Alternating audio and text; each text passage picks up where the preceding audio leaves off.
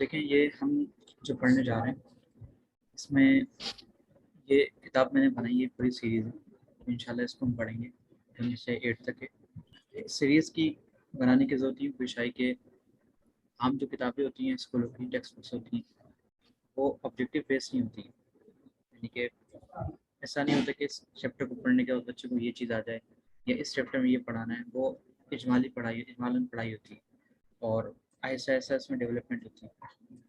लेकिन इस सीरीज़ में ये है कि हर लेसन में कोई ना कोई टॉपिक है, उसके बाद उसकी एक्सरसाइज है ताकि वो टॉपिक हमें सही से समझ में आ जाए और उसका इस्तेमाल आ जाए।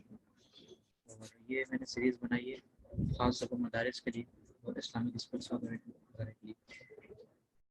इसके ये इसका टाइटल है बिलाल सीरीज़ के नाम से। ये कंटेंट है। अब आते हैं अल्फ़ाबेट। आज जो लेसन 1 है इसको स्टार्ट करने से पहले हम बात करते हैं कि इंग्लिश की स्टार्टिंग कहाँ से हुई और इसके हवाले से कुछ मुख्तसर बातें। तफसील में नहीं जाएंगे क्योंकि तफसील तो फिर काफ़ी लंबी है। जो इंग्लिश जो स्टार्ट हुई है वो तकरीबन इसमें 2-3 अक़वाल हैं, ठीक है। बाज़ लोगों का कहना है कि इंग्लिश जो है 1017 से स्टार्ट हुई है, ठीक है, और बाज़ लोगों का कहना है कि 1066 से स्टार्ट हुई है, ठीक है। ये 2 अक़वाल हैं इनके और ये ज़्यादा राजे है, यानी कि ये इसको माना जाता है कि 1017 से इंग्लिश स्टार्ट हुई और 5-6 साल पहले ये जो 2017 आया इसमें इन्होंने फिर मिलेनियम मनाया, यानी कि 10 सदियाँ जो थी 1000 साल, उन्होंने इसको एंजॉय किया कि हमारी इंग्लिश जो है 1000 साल पुरानी हो चुकी है। तो ये तो हो गई इसकी स्टार्टिंग। अच्छा, अब अगली बात ये कि इसकी इंग्लिश जो है ये किन किन ज़बान का मुरक्कब है। तो इस हवाले से ये मालूमात आपको होनी चाहिए कि देखिए अंग्रेज़ी में जर्मनिक लैंग्वेज यानी कि जर्मनी की जो ज़बान है उसका 26% है, ठीक है। फ्रांस की जो ज़बान है फ्रांसीसी ज़बान उसका 29% है और लैटिन लैटिन यानी कि लातीनी ज़बान उर्दू में कहते हैं, इसका 29% है।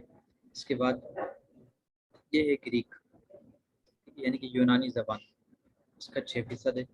और इसके बाद ये अदर्स है, ठीक है।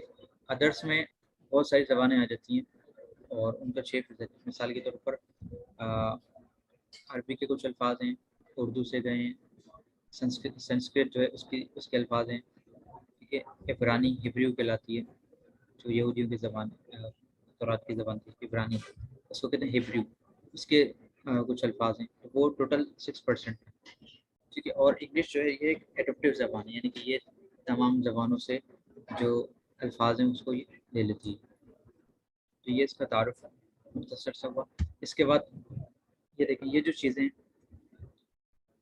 Human animal dental decimal digital factory library manual solar military science expression, तो ये सारे अल्फाज अंग्रेज़ी के हैं, लेकिन असलन देखा जाए तो ये अल्फाज सारे जर्मनी के जर्मनिक लैंग्वेज के ये सारे अल्फाज हैं, लेकिन इंग्लिश में वो शामिल नहीं है, ठीक है जी। अब देखें ये स्टार्ट करते हैं लेसन 1 इंग्लिश अल्फ़ाबेट। अच्छा, ये जो इंग्लिश है ये आज के ज़माने में कहते हैं कि ऐसे शख्स को कहते हैं जो कि इंग्लैंड में रहता है, जैसे पाकिस्तानी है, ठीक है, पाकिस्तान में रहने वाले पाकिस्तानी है, इसी तरह इंग्लैंड में रहने वाले इंग्लिश कहलाते हैं, ठीक है। ENG दोनों में ये कॉमन है, तो इंग्लैंड में रहने वाले इंग्लिश कहलाते हैं और असल इंग्लिश जो है वो इंग्लैंड से ही आई है, ठीक है। यूरोप में जो इंग्लैंड वहाँ से फिर वहाँ से अमेरिका गया और दीगर जगहों पर ऑस्ट्रेलिया चली गई ये ज़बान फिर। तो असल ये ज़बान इंग्लैंड की है और वहाँ वहाँ से ये स्टार्ट हुई। और एक कबीला था, नाम बताते हैं एंग्लो के नाम से, तो वो वहाँ जाकर आबाद हुआ और वहाँ से फिर ये ज़बान चेंज होती गई इसका नाम इंग्लिश पड़ गया।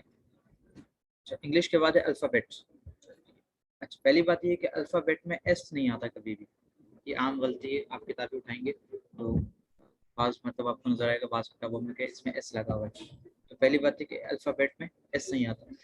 अच्छा, अल्फ़ाबेट का मतलब होता है set of letters of any language, यानी किसी भी ज़बान के जो हरूफ होते हैं उनका सेट, किसी भी ज़बान के हरूफ का सेट। तो इंग्लिश में देखें ए से लेके जेड तक है, तो ये एक ही सेट है, इसके अलावा और कोई सेट नहीं है। आमतौर पर एक ज़बान में एक ही सेट होता है, जैसे उर्दू में और अरबी में हिंदी वगैरह में तमाम ज़बानों में अल्फ़ाबेट एक ही होता है। अच्छा, अल्फ़ाबेट में लेटर्स होते हैं, ठीक है। ये 26 कैपिटल लेटर्स हैं, ये स्मॉल लेटर्स हैं। तो यहाँ कहने के there are two types of letters. Letters की दो अक़साम है। लेटर का माना होता है हर्फ, ठीक है। लेटर्स हरूफ, इसमें वाहिद जमा ये चलता है। अल्फ़ाबेट और लेटर में ये फ़र्क है, ठीक है। कभी ऐसा नहीं हो सकता कि अल्फ़ाबेट में एस लग जाए और ये जमा बन जाए, तो ये नहीं होता। एक लैंग्वेज में एक ही अल्फ़ाबेट होता है, ठीक है। इसके बाद अगला ये कि अल्फ़ाबेट, ये जो वर्ड है ना, ये वर्ड निकला है अल्फ़ा, बीटा, गामा। ये 3 साइंस में पढ़ाते हैं, अल्फ़ा, बीटा, गामा, ठीक है। इसके अलावा और भी ये जो अल्फाज हैं ये ग्रीक लैंग्वेज है, यानी कि यूनानी ज़बान के अल्फाज लिए गए, अडप्ट किए गए और इंग्लिश में इसको इस्तेमाल करके इसका नाम बना। जो लोग साइंस पढ़ते हैं उनको मालूम हो कि अल्फ़ा, बीटा, गामा ये सारी चीज़ें जो हैं पढ़ाई जाती हैं और इसके नाम पर बहुत सारी चीज़ें रखी गई हैं। इसके अलावा भी कुछ और नाम है, जैसे कि थीटा हो गया, आयोटा हो गया, ठीक है, ओमेगा हो गया। ये सारे मैथ्स वगैरह में, साइंस में, फिजिक्स में ये सब चीज़ें आती हैं। और ये देखा जाए तो ये असलन किसी यानी कि ग्रीक लैंग्वेज से इन अल्फाज को ले गया है। जैसे मैथ्स में आपने देखा होगा एक्स यूज़ करते हैं कि find the value of x, x की वैल्यू मालूम करें। इसी तरह ग्रीक वर्ड के ये सारे लेटर्स हैं, alpha, beta, gamma, theta, omega, ये सारे। अच्छा, इसके बाद ठीक, अब देखें ये अल्फ़ा, बीटा, गामा ये किसी भी ज़बान में लैंग्वेज के जो एक्सपर्ट्स लैंग्वेज बनाते हैं इस तरतीब से बनाते हैं। पहला साउंड आमतौर पर अलिफ की आवाज़ होती है, आ वाली साउंड होती है। इसी तरह सेकंड साउंड वो बीटा वाली, बा वाली होती है। जैसे अरबी में, उर्दू में अलिफ बा है, इसी तरह ये अल्फ़ा बीटा इसी यानी कि एक ही सेट्स पे लेटर्स को फिट किए जाते हैं, सेट किए जाते हैं। सिंधी ज़बान भी देख लें, उसमें भी अलिफ है, उसके बाद बा है। तो पहले आ वाली आवाज़ होती है, फिर बा वाली होती है, इस तरह वो आगे फिर चलता रहता है। आगे फिर इख्तलाफ है, ज़ाहिर सी बात है, आवाज़ अलग अलग है हर ज़बान में। इसमें आ जाएँ, अभी कह रहे हैं there are two types of letters. Letters की दो अक़साम हैं, ठीक है, राइटिंग के एतबार से। पहला नाम है अपर केस लेटर, ठीक है, अपर केस लेटर्स, जिसको हम आम तौर पर कैपिटल लेटर्स कहते हैं। और दूसरे का नाम है लोअर केस लेटर्स, जिसको हम स्मॉल लेटर्स कहते हैं। अच्छा, अपर केस लेटर्स ये आम तौर पर देखेंगे कि कंप्यूटर वगैरह में इस्तेमाल होती है ज़्यादा, तो इसलिए इसको मेन फोकस करके लिखा है। कैपिटल लेटर तो हर को मालूम होता है, असल नाम इसका यहाँ दिया अपर केस लेटर्स, ठीक है। और सेकंड जो है इसका नाम है लोअर केस लेटर्स। अब अपर केस लेटर या कैपिटल लेटर्स को देख लें आप, तो इसमें आपको समझ नजर आएगा कि ये जितने भी लेटर्स हैं ये सारे के सारे ऊपर की 3 लाइनों पर है, ठीक है। कैपिटल लेटर्स हमेशा ऊपर की 3 लाइनों पर लिखे जाते हैं। और अगर कोई कॉपी उर्दू की है मिसाल के तौर पर, तो उसमें जो लाइन होती है हम उसको तीसरी लाइन सपोज करते हैं, ठीक है। थर्ड, तो बात चल रही थी कि हमारे ये पहला जो सेट है ये कैपिटल लेटर्स का, इसमें तमाम लेटर्स ऊपर की 3 लाइनों पर लिखे जाते हैं, ठीक है। देखिए ए से जेड तक ऊपर की 3 लाइनों पर लिखे जाते हैं। और अगर उर्दू की कॉपी है तो हम थर्ड जो लाइन एक होती है हम उसको थर्ड लाइन सपोज करते हैं, तीसरी लाइन सपोज करते हैं।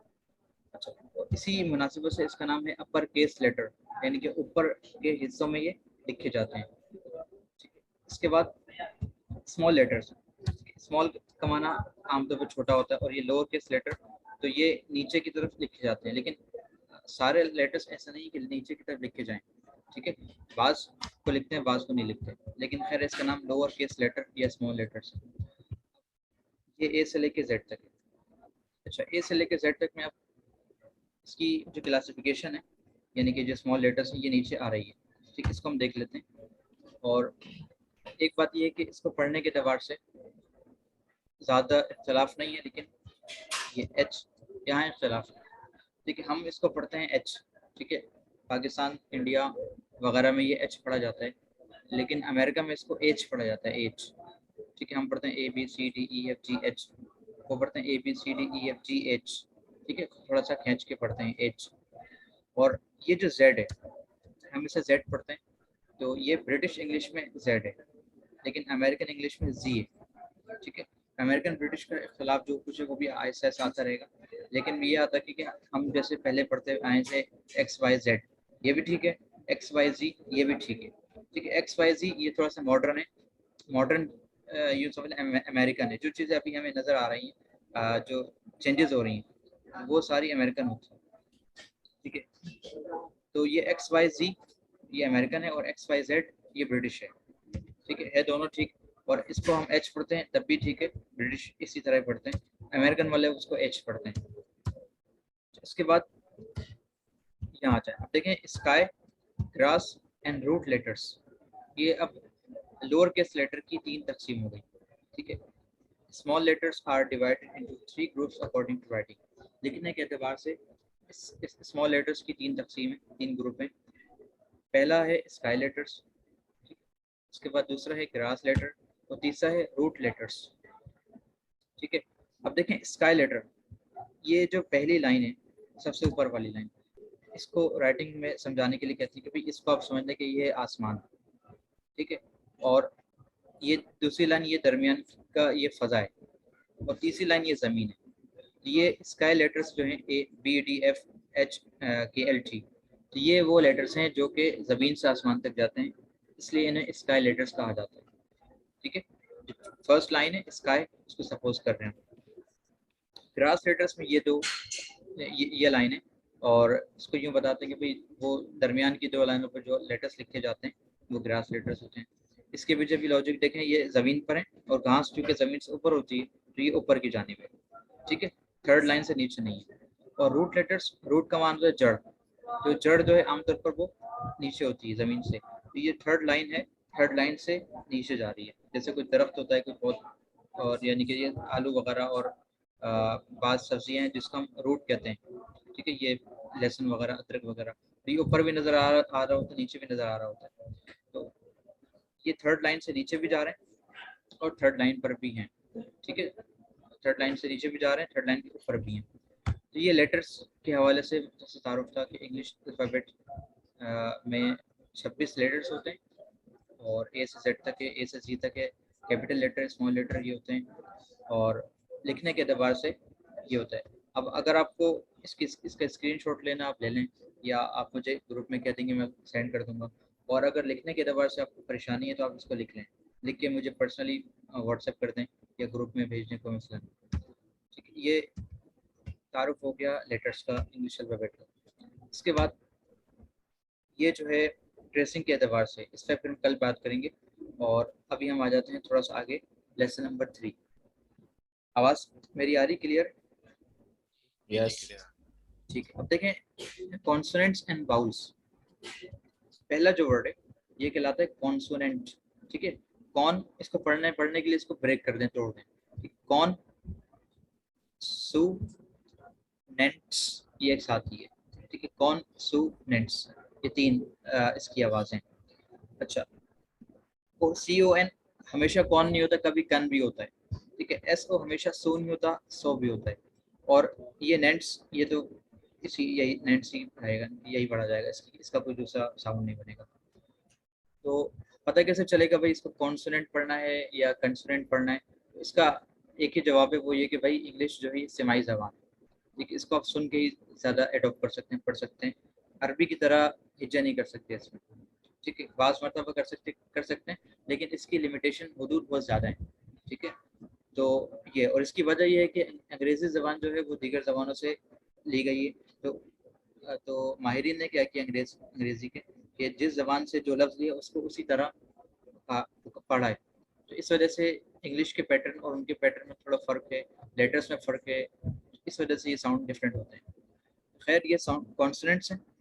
ये जो बातें मैंने कही है सारी, ये आगे भी आएंगी दोबारा, ये मज़ीद क्लियर हो जाएंगी। तो ये कॉन्सोनेंट्स हैं, ठीक है। एंड का माना और ये वाउल्स है। इसको आमतौर पर आपने सुना होगा वॉवेल्स कहा जाता है, वॉवेल्स। वॉवेल्स हम हिज्जे करेंगे तो ये वॉवेल्स ही बनेगा, लेकिन इसको जो पढ़ा जाता है वो बाउल कहा जाता है, अंग्रेजी से बाउल कहते हैं। तो कॉन्सोनेंट्स एंड बाउल्स। अब ये जो है ये भी लेटर्स की 2 तकसीम है, ठीक है। लेकिन हालांकि there are 26 letters in English language. English language में 26 लेटर्स होते हैं।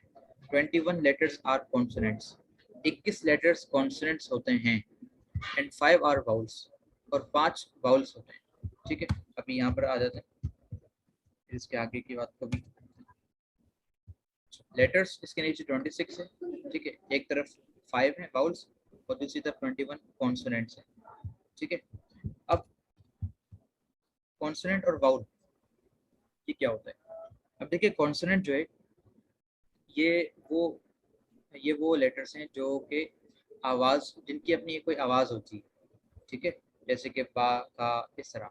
और ये वो वाउल्स हैं जो कि हरकत पैदा करते हैं, जैसे अरबी में ज़बर ज़ेर पेश वगैरह होता है, खींचना है नहीं खींचना, किसी से खड़ा ज़बर खड़ी ज़ेर, इस ये काम वाउल्स का होता है। ठीक है, वाउल्स हरकत पैदा करते हैं और कॉन्सोनेंट इनकी अपनी आवाज़ें होती हैं पूरी। ठीक है, और इसके बाद ये एक चीज़ नज़र आ रही है कि सेमी वाउल।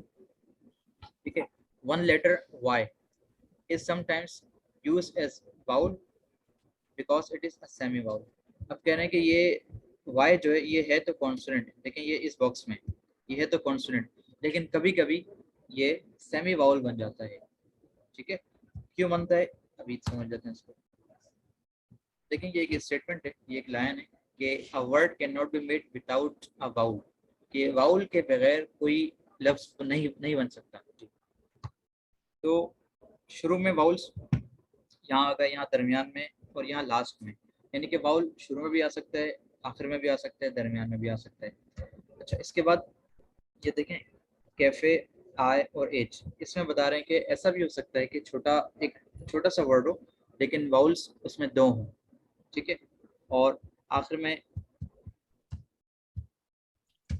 आखिर में फ्राई, बाय और जिम। यहाँ कह रहे हैं कि देखें यहाँ कोई वाउल नहीं, एफ आर वाई तीनों वैसे कॉन्सोनेंट है, लेकिन इस जगह पर वाई जो है ये हमारा सेमी। ये खुलासा क्या निकला कि ये लेटर्स 26 होते हैं, 21 कॉन्सोनेंट हैं, 5 वाउल्स हैं और सेमी वाउल एक है वाई। अच्छा, सेमी जो है इसमें यूँ आता है कि सेमी का माना होता है आधा। ठीक है, हाफ। सेमी ये भी किसी और जबान से ले गया, अंग्रेजी का होता और करीब का लफ्ज होता तो हाफ लिखते हैं, हाफ वाउल, लेकिन सेमी गालिबन ग्रीक लैंग्वेज या इस तरह कोई जर्मन लैंग्वेज से ले गया होगा। अच्छा, अब इसको याद रखने के तरीके यूँ समझ लें, आपने एक लफ्ज सुना होगा सेमिस्टर। सेमिस्टर का मतलब होता है आधा साल, सेमी का वहीं से निकला है। इसी तरह साइंस में बहुत सारे अल्फाज इस्तेमाल होते हैं, सेमी ट्रांसपेरेंट। ट्रांसपेरेंट का मतलब वो चीज़ जिससे आर पर देख सकें, और सेमी ट्रांसपेरेंट जिससे कुछ नजर आए कुछ नजर ना आए। तो सेमी का माना आधा होता है। तो सेमी बाउल यानी कि आधा बाउल, कभी ये बाउल का काम करेगा और कभी ये कॉन्सोनेंट का काम करेगा। इसके बाद लिखे थे a word can not be made without a vowel, कि कोई भी लफ्ज़ हो वो बाउल के बगैर नहीं बन सकता। ठीक है, अब देखें इन तमाम वर्ड्स में बाउल हैं। अगर हम बात करें कुछ छोटे लेटर्स की, ठीक है, मिसाल के तौर पर इज, इसमें भी देखें एक कॉन्सोनेंट है एक बाउल है। ठीक है, टू एक कॉन्सोनेंट है एक बाउल है। ठीक, इसी तरह सो एक कॉन्सोनेंट है एक बाउल है। और अगर आई लिखते हैं, ठीक है, आई यानी कि मैं, ये वाहिद ऐसा लफ्ज़ है जो कि एक वाउल पर बनता है, लेकिन इसमें भी देखें वाउल है, कॉन्सोनेंट नहीं है अगरचे। ठीक है, तो अ word can not be made without a vowel, कि एक वर्ड वाउल के बगैर कभी नहीं बन सकता। ठीक है, तो कोई भी वर्ड वाउल के बगैर नहीं बन सकता। और वर्ड उसे कहते हैं कि लेटर्स की लेटर्स का एक ग्रुप हो। ठीक है, यानी कि कम से कम दो लेटर्स हो, लेटर्स का एक ग्रुप हो और वो सीक्वेंस में हो, सही तरतीब से जुड़ा हो और उसका माना बनता हो, ये कहलाता है वर्ड। ठीक है, इंग्लिश का या किसी भी जबान का वर्ड है, उसकी डेफिनेशन ये होती है कि भाई के ग्रुप हो। ठीक है, आई के अलावा, आई स्पेशल केस है, ग्रुप हो। उसके बाद होता है सीक्वेंस में हो, और तीसरी चीज आती है कि उसकी मीनिंग हो। ठीक है, तो ये तीन चीजें जो कि जो तीनों चीज़ अगर पूरी होती हैं तो ये एक वर्ड बन जाता है। तो अ word can not be made without a vowel, कि एक वाउल के बगैर कभी कोई वर्ड नहीं बन सकता। ठीक है, अच्छा, इसी तरह ये जो सेमी वाउल है एफ आर वाई, अब यहाँ पर ना ए है ना ई है ना आई है ना ओ है ना यू है। अब क्या करें, ये तो वर्ड नहीं बन रहा, तो इसलिए उन्होंने कहा भाई ये जो वाई है ये यहाँ पर सेमी वाउल है। ठीक है, और ये वाई ये सेमी वाउल और ये भी वाई सेमी वाउल है। वाई की आवाज़ आई की तरह होती है। ठीक है, ई और आई, ये आई की भी दो आवाज़ें होती हैं, तो वाई की आवाज़ आई की तरह यूँ समझने फिलहाल। ठीक है, तो ये जो है हमारा सेमी वाउल है। तो खुलासा ये निकला कि भाई इंग्लिश के लेटर्स की तकसीम अगर की जाए तो दो तकसीम है वैसे तो मेजर, एक वाउल और एक कॉन्सोनेंट। ठीक है, वाउल की एक कैटेगरी बनती है सेमी वाउल, वो वाई है। ठीक है, अच्छा, ये हो गया। इसके बाद हम जो है स्टार्ट करेंगे, ABCD स्टार्ट करेंगे कल से। और ये जो किताब है, इस किताब में आप इंशाल्लाह आपको इसकी खसूसियात ये है कि इसमें फोनिक्स के ऊपर भी काम किया गया है। ठीक है, फोनिक्स से मुराद देखें, ये सी है, ठीक है, सी फॉर कप। आम किताब उठाएंगे क्लास 1 की, सी फॉर कप मिलेगा, सी फॉर कैट, ठीक है, और फिर आगे डी पर आ जाएंगे, या 3 नाम होंगे, लेकिन यहाँ पर सी पर तकरीबन 18 से 20 वर्ड्स हैं, ठीक है, और ए और बी पर आ जाए तो तकरीबन ये 9 अल्फाज बनते हैं। तो सी में मैं बताना चाह रहा हूँ कि फोनिक्स का टच है। फोनिक्स का टच का मतलब क्या है कि ये है कि आपको पता चलेगा कि सी की आवाज़ जो है वो एक खा वाली आवाज़ होती है, ठीक है, जैसे के वाली, का वाली, और एक सा वाली आवाज़ होती है। तो कब किस आवाज़ को पढ़ा जाता है, ठीक है। इसी तरह सी के साथ जब एच बनता है तो एक चा वाली आवाज़ भी बन जाती है, चे की आवाज़। ये कब बनते हैं?